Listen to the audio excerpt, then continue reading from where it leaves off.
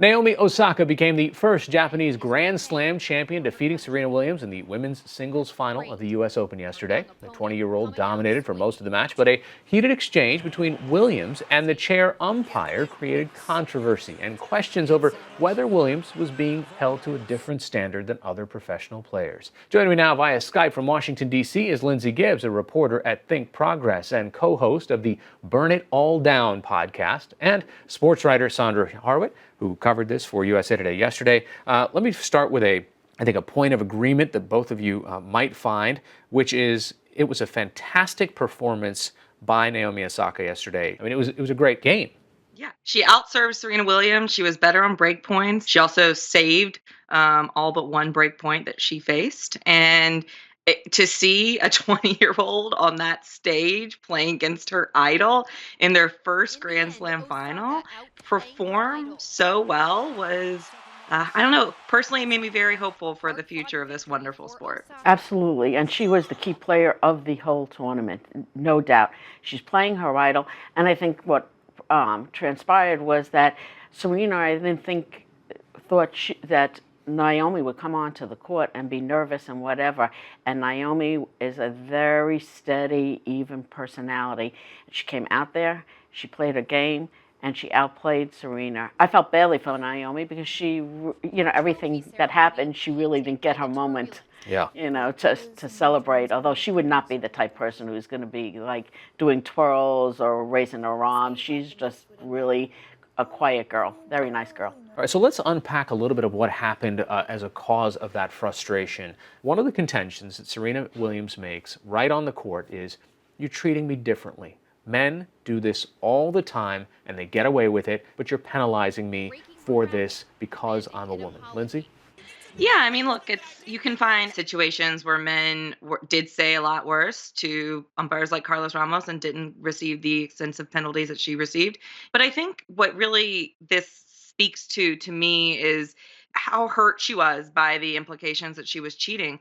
And that's really where this started to snowball. You know, she continued to fight back against that. And I think tennis gets itself into a lot of trouble by having rules that aren't evenly enforced, and she wasn't able to kind of let go of her frustration over that call. Ramos could have ducked her a game. Did he have to? I don't think so. Sandra, you know him? You disagree? I absolutely disagree. I know Carlos Ramos, and I believe Carlos Ramos to be one of the best umpires in the business. I don't think it was sexist at all. I don't believe him to be a sexist. I know that he called Novak Djokovic out for coaching and for a racket violation at Wimbledon this year. The coaching rule is actually, the player takes the fine, but the rule is actually against the coach. Mm-hmm. He admitted he did that. It doesn't matter whether she saw it or not. And to me, it also doesn't really matter if it happens all the time. As somebody who has 23 Grand Slam titles and 36 years of experience, almost 37, she should have let it go. Carlos is one of the few umpires that really has the guts to go out there and abide by the rules. Sandra Howard, let me ask you about just how, when a woman has this kind of self-defense and expresses herself, she is hysterical, she is emotional. Is there a double standard that we hold them to, at least in how we perceive when a woman pushes back versus when a man does? Oh, that I think is absolutely true. I mean, I think that's the way, unfortunately, the world still works. You know, men are perceived as strong and women, as you say, are hysterical, and that's wrong. Why can't a woman be competent and smart and, just as talented as a man? Why? I can't disagree with anything you just said because I think it's right.